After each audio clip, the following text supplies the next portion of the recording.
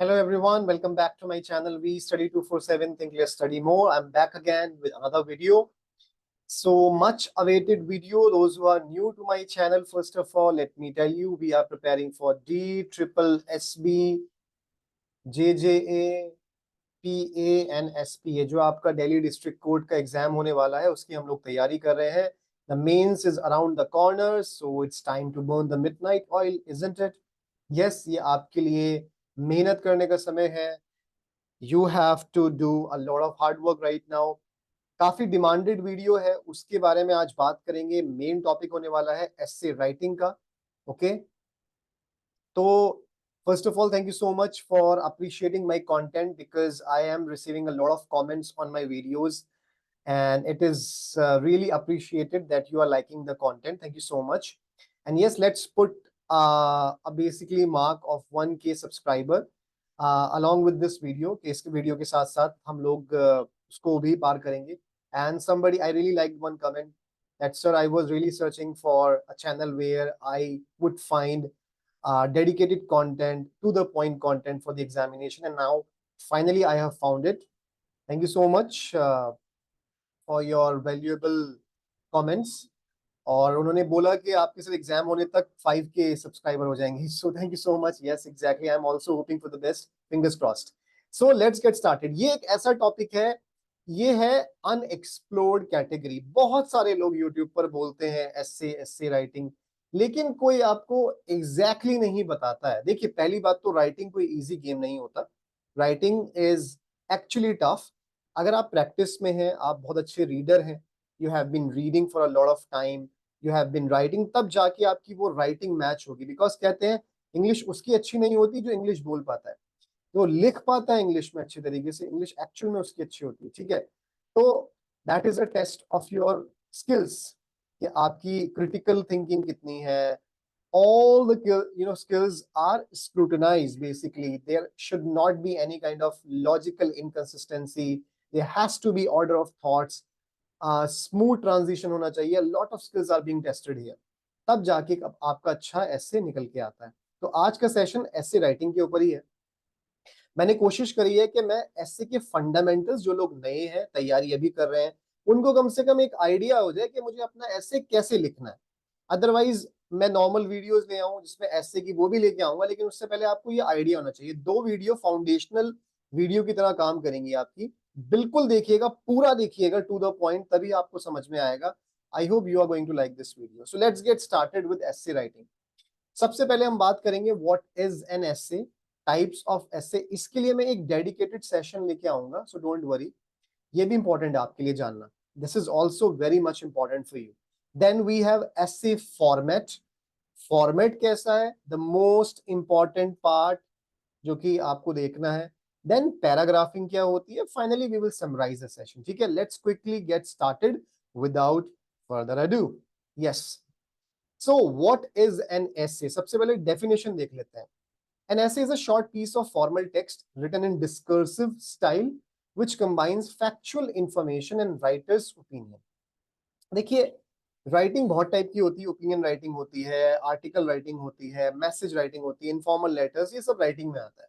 तो ऐसे भी एक तरीके का एक short piece of formal text है. देखिए, आपको समझना पड़ेगा, मैं हमेशा बेसिक्स पर ध्यान देता हूँ. This is my way of teaching and learning also. Basics पर जाइए, खाली ऐसे को रटेंगे नहीं होने वाला आपका. आप पहले समझिए उसको कि किस तरीके से आपको वो करना है. So an essay is a short piece of formal text. Formal मैंने बोला, कैजुअल नहीं, फॉर्मल टेक्स्ट होता है जिसको हम डिस्कर्सिव स्टाइल में लिखते हैं. ठीक है, विच कंबाइंस फैक्चुअल, इसमें फैक्चुअल इंफॉर्मेशन होती है और राइटर की ओपिनियन भी होती है. फॉर एग्जाम्पल, अगर मैं ये लिख रहा हूँ कि विमेन एम्पावरमेंट के बारे में, तो basically what I am going to write that women empowerment के बारे में मैं डेफिनेशन लिखूंगा.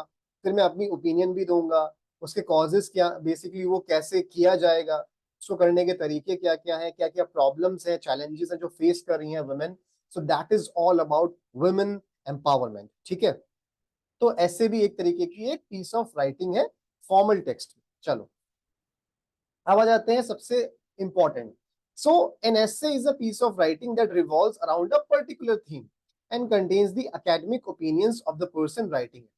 जो भी इंसान उसको लिख रहा है, ठीक है, वो उसकी पर्सनल ओपिनियन भी हो सकती हैं, लेकिन हमें ऐसे में बैलेंस आउट करना पड़ता है और ऐसे एक पर्टिकुलर थीम के रिवॉल्व करता है अराउंड। फॉर एग्जाम्पल मैंने आपको ऑप्शन दिया ग्लोबल वार्मिंग, तो आपका ऐसे इसी थीम के अराउंड रिवॉल्व करेगा।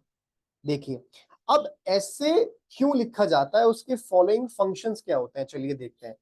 It analyses and critically evaluates a topic. कोई भी टॉपिक को क्रिटिकली एनालाइज तो करना होता है आपको। आप क्या कर रहे हैं, आप क्रिटिकली एनालाइज कर रहे हैं, आप अपने थॉट्स लिख रहे हैं, आप अपना पॉइंट ऑफ व्यू बता रहे हैं, basically that is all those things. Then presents the writer's argument for और अगेंस्ट एन आइडिया। जो इस टाइप के ऐसे होते हैं, कई कई टाइप के डिफरेंट ऐसे होते हैं जहां पर हम अपना आर्ग्यूमेंट देते हैं, ठीक है, कि हम इस चीज को सपोर्ट करते हैं या हम इसके अगेंस्ट होते हैं, ऐसे भी होते हैं। देन डिस्क्राइब समथिंग, इसको थोड़ा सा इसमें गैप होना चाहिए।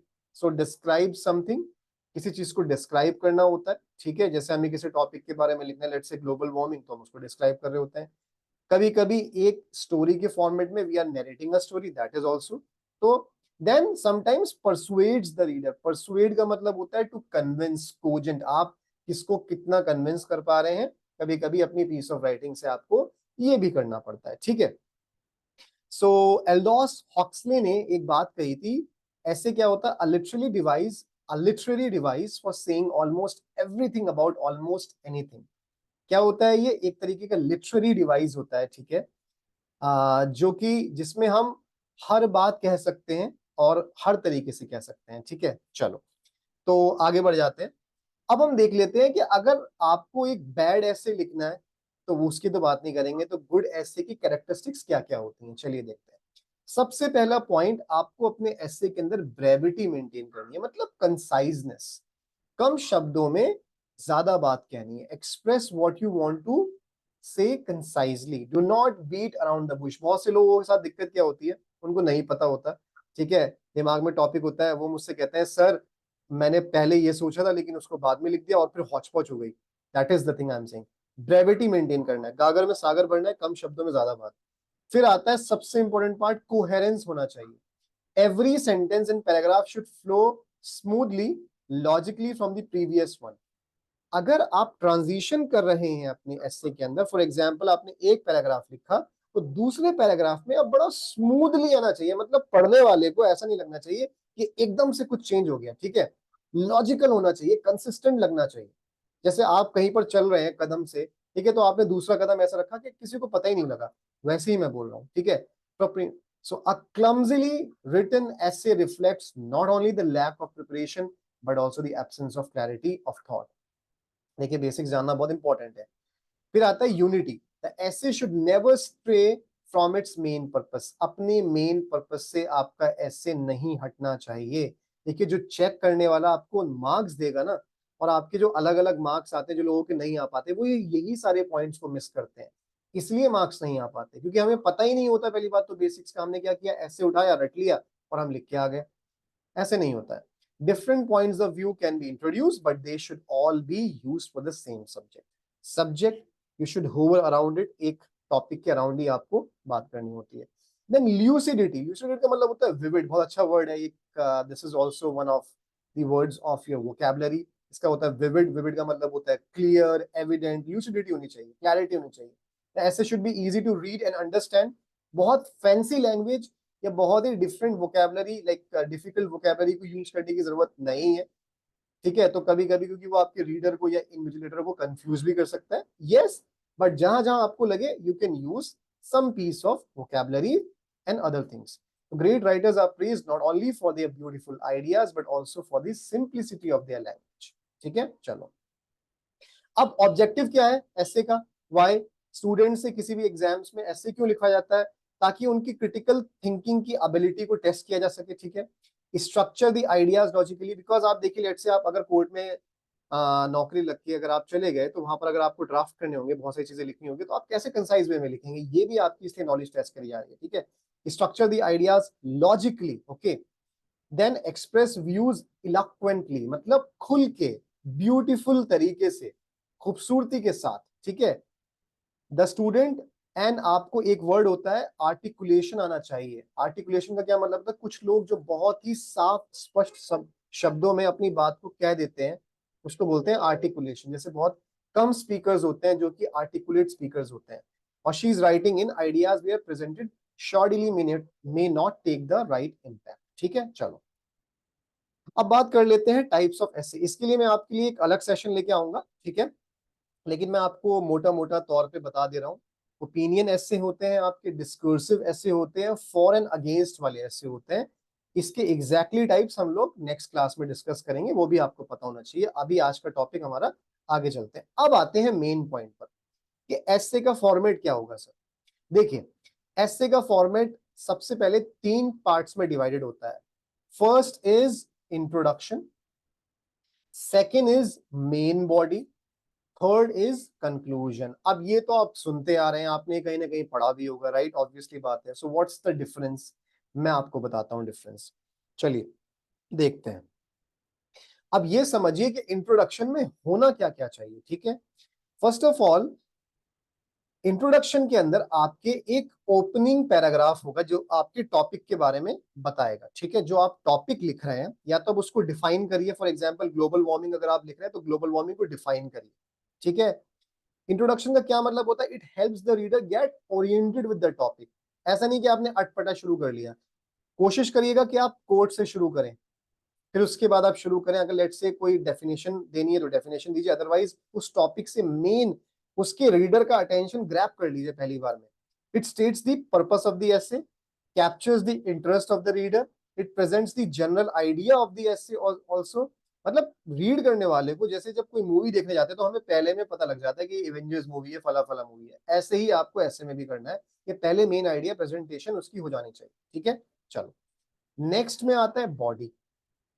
अब आपने क्या किया, और हमेशा ध्यान रखिएगा इंट्रोडक्शन जब पैराग्राफ एंड होगा उसका, तो it should and with the thesis और द मेन आइडिया। थीसिस का मतलब होता है जो उसका क्रक्स है, ठीक है, जो उसका मेन टॉपिक का निकल के आ रहा है, या मेन आइडिया जो है ऐसे का, उससे आपको एंड करना चाहिए। फिर आप स्मूथली ट्रांजिशन करेंगे नेक्स्ट पैराग्राफ के अंदर, बॉडी के अंदर।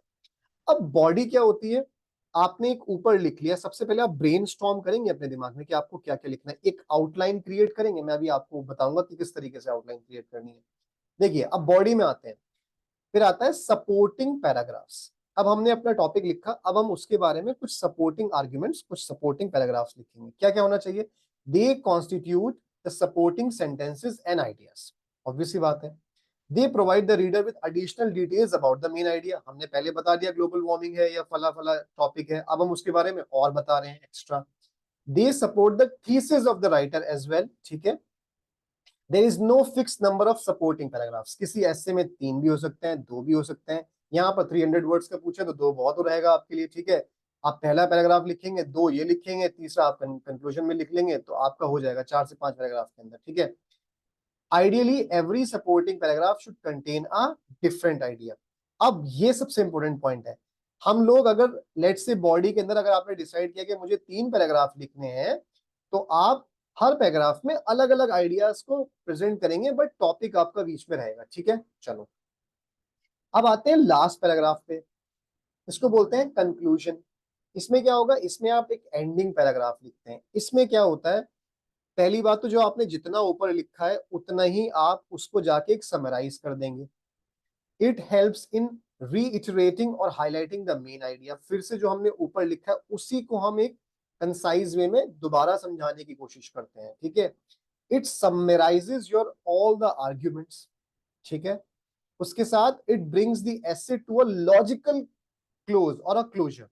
लॉजिकल वे में आपको खत्म करना है।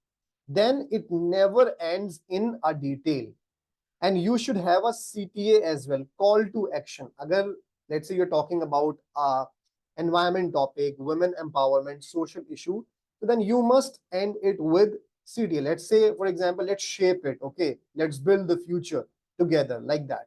चलो,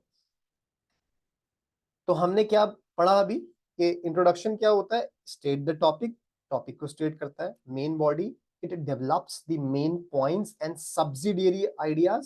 फॉर एग्जांपल आपका ये मेन बॉडी है, उसके बाद फिर आपने एक पैराग्राफ दूसरा पैराग्राफ लिखा, ठीक है, ये आपका हो गया सब्सिडियरी आइडियाज। कंक्लूजन में summarises the point, discuss and writers opinion. चलो, तो ये आपका एक मोटा मोटा एक बहुत अच्छा चार्ट है जो आपको हेल्प करेगा चीजों को अंडरस्टैंड करने में। चलिए देखते हैं। इंट्रोडक्शन में क्या करते हैं, आप इंट्रोड्यूसेस करते हैं, ओरिएंट्स करते हैं, captures interest, ends with thesis. ये सब बहुत कम आएगा, बहुत क्वालिटी कंटेंट है, ट्रस्ट मी, जो which I am telling you right now. Then let's say कि बॉडी है आपका। अब बॉडी में समझ में नहीं आता, बॉडी लिख देते हैं बड़े बड़े पैराग्राफ्स में, लेकिन बॉडी को भी हमने यहाँ पर 3 जगह में डिवाइड किया। तो बॉडी में आइडिया 1 क्या करेगा? Idea 1 supporting ideas and sentences.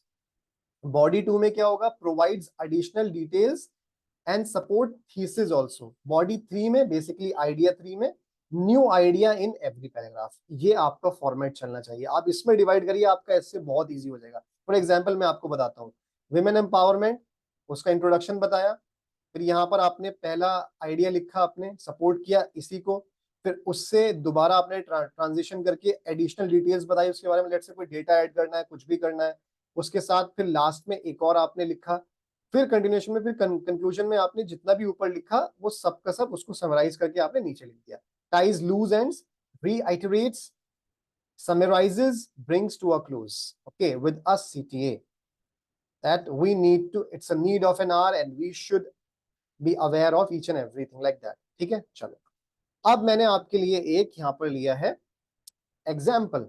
अब एग्जाम्पल से भी तो समझ में आना चाहिए कि जो सर ने इतनी सारी बातें बता दी हैं, how we are going to do that, how we are going to exactly apply this in our essay। तो चलिए मैंने आपके लिए एक एग्जांपल लिया, देखते हैं। सो टॉपिक है stitch in the time saves 9। हमने इससे शुरू किया, ठीक है।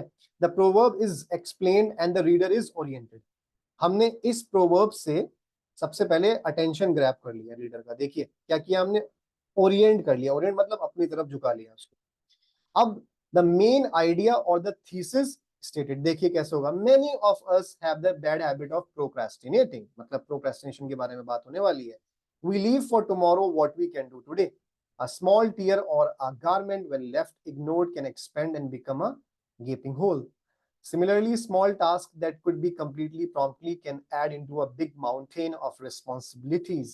The proverb thus implies that the correct measure taken at the right time, can help avoid bigger troubles। ये आपका ओपनिंग स्टेटमेंट है इस टॉपिक के लिए, ठीक है। सबसे इंपॉर्टेंट बात, इस तरीके से आप अपना इंट्रोडक्शन लिखें। अब यहां तक कंप्लीट हो गया। अब हम आएंगे बॉडी के ऊपर। बॉडी के ऊपर आपको क्या करना है, इसी टॉपिक के आइडियाज को और एक्सप्लेन करते हुए मेन आइडिया में आना है। Imagine your exams were due in a month, what would you do? Would you keep procrastinating and leave all the studies for last week, or would you immediately start planning your timetable for exam preparations? If you keep procrastinating till the last date, you would be left with a mountain of studies that may become impossible to scale. You may panic and forget everything you have studied. You would be left with no time for revision. Had you started in advance, you may not only have finished your studies, but also have had enough time to revise। देखिए कितना अच्छी तरीके से उन्होंने थोड़ा सा prompt किया है रीडर को, क्वेश्चन पूछे हैं, what would you do, okay, if your exam was left, something like that, preparation question mark के तौर पे थोड़ा सा उन्होंने क्यों किया है, प्रॉम्प्ट किया है। अब हम क्या करेंगे, बॉडी 2 में आ जाते हैं। तो यहाँ क्या हो रहा है, it will support the main idea through the example. अब हमने ये यहाँ पर मेन आइडिया लिख लिया था। अब हम इसी आइडिया को कंटिन्यू करते हुए देखिए बड़े ही लॉजिकल तरीके से नीचे आएंगे, स्मूथ ट्रांजिशन करेंगे ताकि स्ट्रक्चर मेंटेन रहे, ऑर्गेनाइजेशन ऑफ थॉट भी मेंटेन रहे। चलो, similarly people have a habit of neglecting small health issues. ठीक है, यहां पर हम लोगों ने बताया, अब हमने और पॉइंट ऐड करें कि बहुत से ऐसे लोग हैं उनको अपने हेल्थ इश्यूज को निगलेक्ट करने की आदत है। It may be that they fear visiting the doctor और दे आर लोथ टू डू सो। लोथ मतलब किसी चीज के लिए अनिच्छुक होना, reluctant, okay. But these small health issues if treated at the right time can be life saving. लेकिन अगर इनको ट्रीट कर लिया जाए तो लाइफ सेविंग भी हो सकते हैं, ठीक है। Instead if the issues are neglected over the time, they can become more serious and life threatening. Diseases like cancer can be treatable if detected at the right time. Ignoring symptoms for a long time can result in dire consequences। अब यहाँ पर उसने क्या किया, main idea को support किया, लेकिन उसके साथ साथ उसने इस टॉपिक में थोड़ा सा पॉजिटिव और थोड़ा नेगेटिव एलिमेंट भी डाल दिया, ठीक है। चलो अब हम आ जाते हैं बॉडी आइडिया 3 पे। अब हम क्या कर रहे हैं, मेन आइडिया को फिर से सपोर्ट कर रहे हैं। बैड बिहेवियर इन एडल्ट्स, यहाँ पर आप क्या कर सकते हैं, अगर आपका पैराग्राफ 2 पैराग्राफ लिखने हैं तो आप फिर से उसमें ऐड ऑन कर सकते हैं, कुछ एग्जाम्पल दे सकते हैं, like bad behaviour in adults is more egregious than in children. Some people grow up to be obnoxious and cruel because they were not corrected when they were young. Irresponsible adults never encourage their children to rectify their behavior. यही बता रहा है कि जो irresponsible adults होते हैं वो तो कभी अपने children को rectify करने के लिए बोलेंगे नहीं. Problems को state कर रहा है इस topic के. Such children grow up seeing no wrong in their action. ठीक है, ऐसे बच्चे जो होते हैं वो अपने actions को wrongly तरीके से देख ही नहीं पाते हैं. They become flawed human beings because they weren't figuratively given a stitch in time, क्योंकि उनको सही समय पे ये बात नहीं बताई गई. ठीक है, ये यहाँ पर उन्होंने फिर से स्टेट किया. सो अब यहाँ पर ये बोल रहा है, अब हमने क्या किया, यहाँ तक बता दिया. अब हम आ जाते हैं कंक्लूजन के तौर पे. मैंने आपको क्या बताया था, कंक्लूजन में आप मेन आइडिया या थीसिस ऑफ द एसे को रीइटरेट करते हैं, मतलब दोबारा रिवाइज उसको रिकैप्चर करते हैं. Therefore, adage या मैक्सिम या प्रोवर्ब का मतलब ये होता है कहावत या कोई बात, कोई मुहावरा किसी के द्वारा की गई. A stitch in time saves 9 is true. कह रहे हैं a stitch in time saves a 9. तो मतलब ये मतलब होता है कि अगर सही समय पे सही काम कर लिया जाए तो आप बहुत सारा टाइम सेव कर सकते हैं, बहुत सारे रिपरकशंस को सेव कर सकते हैं. People suffer when they forget the importance of timely action. Although it may not be advisable to always act in haste, जल्दबाजी को बोलते हैं haste, prudent decision मतलब wise decision should be taken at the right time to avoid any kind of undesirable consequences. मैंने आपसे क्या कहा था, CTA call to action, आप क्या चाहते हैं ऑडियंस से, लास्ट में आपको ये भी बताना होता है. कंक्लूजन करेंगे बिल्कुल पहले वाले पैराग्राफ से कि वो टॉपिक क्या कह रहा है. ठीक है, उसके बाद अपनी बात बोलेंगे, लास्ट में CTA कॉल टू एक्शन देंगे. This is how you have to end your essay. So this is it. थोड़ा सा ये काफी लंबा सेशन है बट ये जरूरी था आप लोगों के लिए, देखना बहुत इंपॉर्टेंट है. पूरा देखेंगे तभी आपको हेल्प मिलेगा. ठीक है, तो पैराग्राफ्स जो हमने लिखे हैं उसको हम 2 तरीके से समराइज कर सकते हैं, टॉपिक सेंटेंस के अंदर फिर plus subsidiary ideas. Topic sentence आपका समराइज करता है मेन आइडिया को जो अभी हमने देखा, और सब्सिडियरी आइडियाज क्या करते हैं, टॉपिक सेंटेंस जो आपका मेन टॉपिक है उसी को एग्जांपल्स, जस्टिफिकेशंस, डेटा के थ्रू जस्टिफाई करते हैं, जैसा भी हम लोगों ने एग्जांपल के तौर पे देखा है. So that's all from my side everyone. I hope आपको सारी बातें समझ में आ गई होंगी. यही हम लोगों ने डिस्कस किया है आज की तारीख में, टाइप्स ऑफ एसे, फॉर्मेट और पैराग्राफ्स के बारे में. सो इसके बाद कोई डाउट है, नेक्स्ट वीडियो में लेके आने वाला हूं टाइप्स ऑफ एसे, उसके बाद हम लोग एसे के को कंटिन्यू करेंगे. ठीक है, so thank you so much everyone for being there with me and keep pouring your love like this. So this is We Study 247 signing off for today. Thank you so much everyone. Take care. Bye bye.